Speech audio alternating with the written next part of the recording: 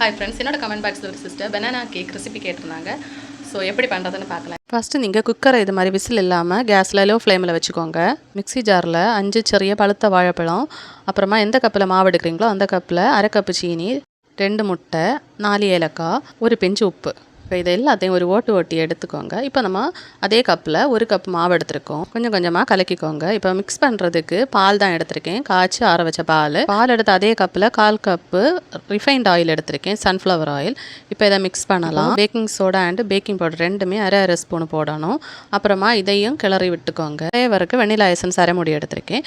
ஒரே சைடாக இது மாதிரி கலக்கிக்கோங்க. இப்போ கேக்கு பண்ண போகிற பாத்திரத்தில் இது மாதிரி ஆயில் அப்ளை பண்ணிவிட்டு மாவு போட்டு எடுக்கலாம். பட்டர் ஷீட் இருந்தால் பட்டர் ஷீட் யூஸ் பண்ணிக்கோங்க. இப்போ 2 தட்டுங்க, ஏர் பபிள்ஸ் இருந்தால் வெளியே வரும். எங்கிட்ட இந்த நட்ஸையும் எடுத்து மேலே அலங்கரிச்சாச்சு. இப்போ மூடி போட்டு 30 மினிட்ஸ்க்கு அப்புறம் கரண்டி போட்டு இது மாதிரி குத்தி பாருங்க. ஒட்டாமல் வந்துருச்சுன்னா வெந்துன்னு அர்த்தம். இப்போ நம்ம கட் பண்ணி சர்வ் பண்ணலாம். டேஸ்டியான பனானா கேக் ரெடி. ட்ரை பண்ணி பாருங்க.